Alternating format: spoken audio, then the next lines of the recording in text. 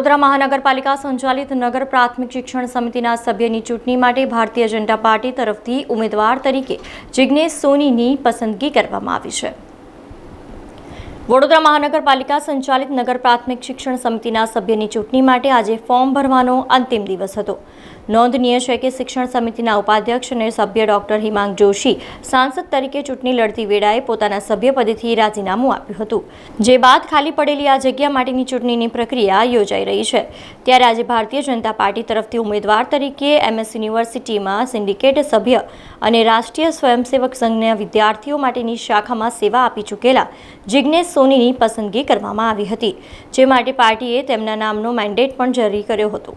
જે મુજબ તેઓ પાલિકાની વડી કચેરી ખાતે ભાજપ વડોદરા મહાનગરના મહામંત્રી જસવંતસિંહ સોલંકી, રાકેશ સેવક અને સત્યેન કુલાબકર સાથે પહોંચ્યા હતા અને સૌપ્રથમ મેયર પિંકીબેન સોની સહિત કોર્પોરેટરોને મળી તેમની શુભેચ્છાઓ સ્વીકારી હતી। ત્યારબાદ સભાખંડમાં જિગ્નેશ સોની ઉમેદવારી નોંધાવી હતી। શુભેચ્છકોએ આ નવી જવાબદારી માટે જિગ્નેશ સોનીને પુષ્પહાર પહેરાવી મોઢું મીઠું કરી અભિનંદન આપ્યા હતા।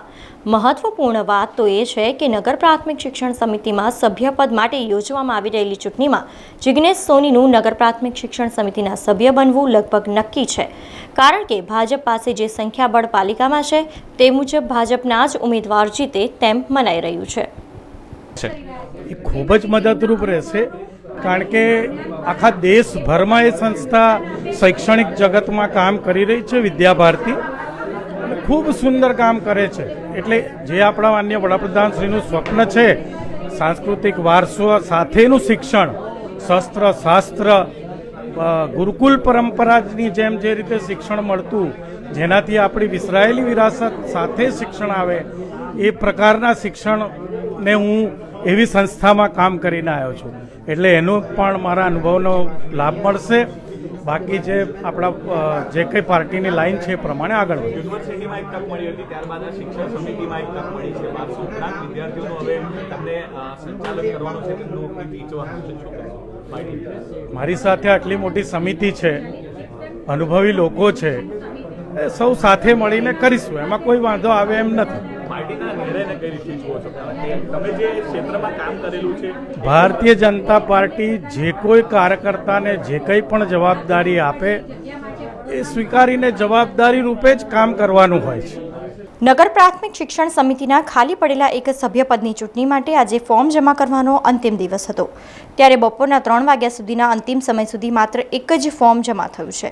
ભાજપના ઉમેદવાર જિગ્નેશ સોનીનું ફોર્મ જમા થતાં હવે આ ફોર્મની ચકાસણી આગામી 18મી તારીખે હાથ ધરવામાં આવશે અને જિગ્નેશ સોની આ ચૂંટણીમાં બિનહરીફ વિજેતા સાથે તે લગભગ નિશ્ચિત છે। ત્યારે આ કાયદાકીય પ્રક્રિયા અંગે ડેપ્યુટી મ્યુનિસિપલ કમિશનર હસમુખ પ્રજાપતિએ માહિતી આપી હતી। વડોદરા મહાનગરપાલિકાની નગર પ્રાથમિક શિક્ષણ સમિતિની એક બેઠક ખાલી પડેલી છે, એના માટે આજ રોજ બપોરે 12 થી 3 કલાકનો ટાઈમ હતો ઉમેદવારી પત્ર સ્વીકારવાનો।